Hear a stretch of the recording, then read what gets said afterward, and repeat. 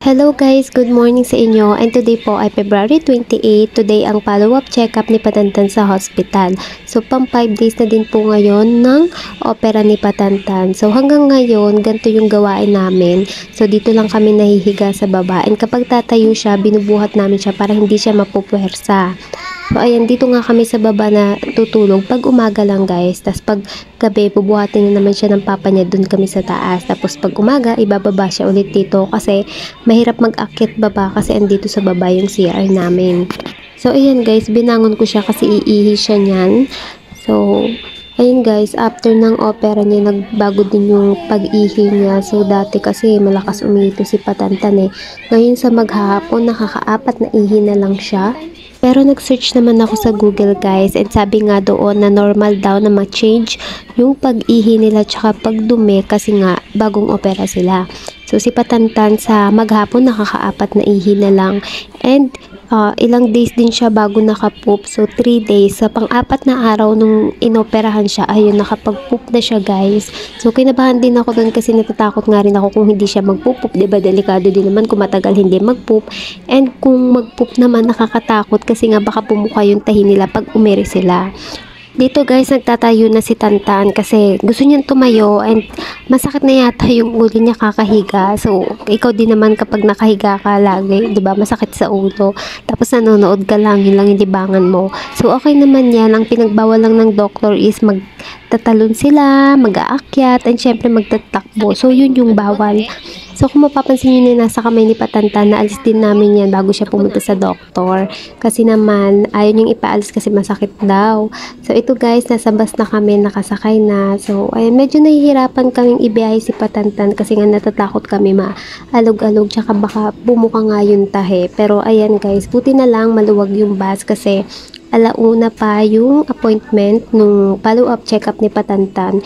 And maaga pa to guys, alas 11 yata to. So, nag-half day yung asawa ko sa work niya. So, sa mga magtatanong kung gaano ba kalaki yung hiwa ng surgery ng hernia, so, hindi namin alam. Kasi hindi pa namin din nakikita yung kay Patantan. So, hindi namin alam kung gaano kalaki, kung ilang tahi yung opera ni Tantan. Kasi guys, simula nung na-opera siya, nilagyan na yun ng gasa, and may cover siya na plastic. So, waterproof yun. Pwede niyong paliguan yung mga anak nyo after nung opera. So, kaya hindi pa namin nakikita yung itsura nung tahi ni Patantan. So, kabilin-bilinan kasi ng doktor na wag gagalawin yun hanggang sa araw ng follow-up check-up. Yung doktor na yung magtatanggal nun. So, ito guys, nasa hospital na kami. Hindi naantay na lang namin yung doktor. So, medyo kabado ko nito guys kasi yung cover sa sugat ni Patantan is natanggal yung mga gilid niya sa baba kasi nung araw na pag-uwi namin galing hospital, sinuton ko siya ng brief kasi natatakot ako na baka magasgas-gasgas or mabunggo-bunggo yung yung takip ng niya, sugat. Tapos yun pala, mas nakaskas pala siya sa mga gilid ng brief. So ayun, natanggal yung pagkakadikit, nagkulo-kulubot. So ilang araw ko nga rin siyang hindi siya niliguan kasi nga natatakot ako baka mapasukan ng tubig yung mga part na umangat. Pero guys, sa loob naman ng 5 days na yon, naliguan ko siya ng isang beses. Ng Wednesday yata yun. So, Friday ngayon. So, naliguan ko siya ng isang beses. Binalot ko yung bewang niya hanggang dun sa part na may takip ng plastic para hindi mabasa. So, ayun, hindi naman nabasa. Ilang araw bago yung check-up niya guys, umihi pa nga si Patantan. So, nung gabi yon umihi siya. So, kinabahan kami kasi mamaya baka napasukan ng ihi niya yung loob ng sugat niya kasi nga medyo angat na nga yun. So, kinabahan kami guys, natakot ako. So, ayan, inantay na lang namin yung araw ng check-up nga ni Patantan. So, ayan guys, marami na kaming nag-aantay na follow-up check-up kay Doc. So, kung maririnig nyo yung background ko, ang daming bata.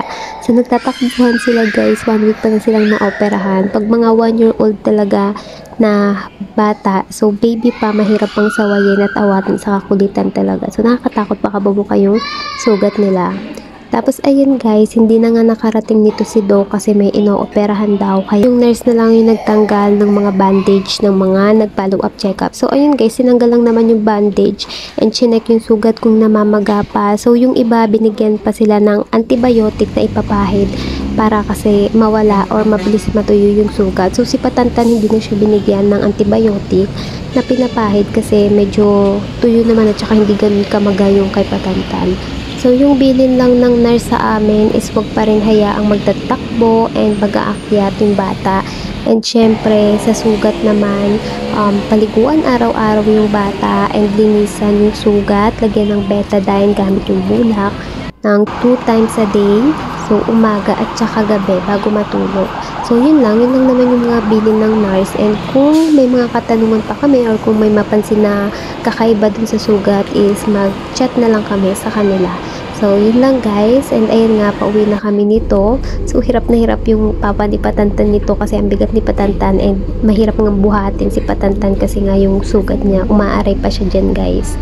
So, ayan, nakasakay na kami dito. Yun lang muna ang aking update today guys. Maraming salamat sa mga nanonood and sa mga nagsusubscribe. So, dito na nga natatapos ang hydrocele journey ng aking baby.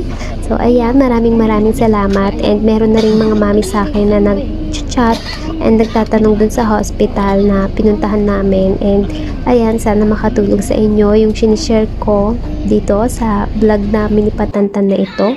So, ayan guys, bago tayo magtapos, ito pala yung sugat ni Patantan. So, kung nakita nyo yung color white, so sumabit kasi yung gasa. So, hindi na pinilit tanggalin ng nurse kasi baka mamaya mahatak pa pati yung tahi. Kaya ginupit niya na lang. So, ito guys, yung sugat niya. So, yung nakikita nyo sa taas na parang itim. So, pasa yun siguro sa pag-o-opera. So, ayan, napakaliit lang yan guys. So, parang nasa 1 inch lang siya. So, nung unang araw na nililinisan namin yung sugat ni Patantan, natatakot pa ako. So, nagtuturuan pa kami mag-asawa kung sinong maglilinis ng sugat ni Patantan. So, mas mabigat yung kamay ng asawa ko. Kaya, ayun, nag-decide na ako na nga lang yung maglilinis ng sugat niya. So, ayan, dahan-dahan lang. Nanginginig yung kamay ko pa niyan, guys.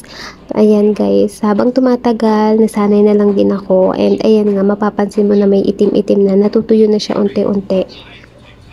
So, ayan guys, kung matatanaw nyo yung color white, andyan pa rin siya. So, hindi ko siya pinipilit na hatakin kasi natatakot din ako mamaya. Pagka tinanggal ko is matanggal din yung tahi nung sugat ni Patantan. So, ayan guys, nakakatakot sa una.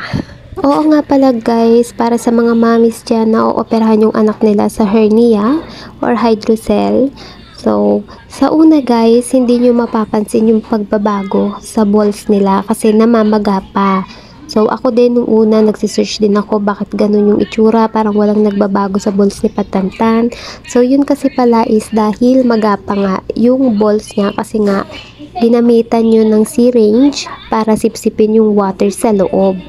At saka guys, tingin ko depende din sa kung gaano kalaki before yung balls ng baby nyo, kung gaano din siya katagal bago magpantay. Kasi yung kay kasabayan ni Patantan dun sa hospital, nag-chat sa akin yung mami niya and ayun nga, medyo malaki pa yung sa baby niya. So yung kay Patantan kasi is hindi naman ganun kalakihan yung hydrocele ni Patantan. Siguro mga nasa 5 to 10 ml lang. Kaya nitong 2 weeks niya is pantay na talaga yung balls niya. So, ayun guys, hanggang dito na nga lang ang hydrocele journey ng aking baby. So, maraming salamat sa lahat na nagsusubscribe and nanonood ng aming video. So, ayan, may topak yung bebe ko. So, hanggang sa susunod na aking video guys, maraming salamat po sa inyo lahat. Bye!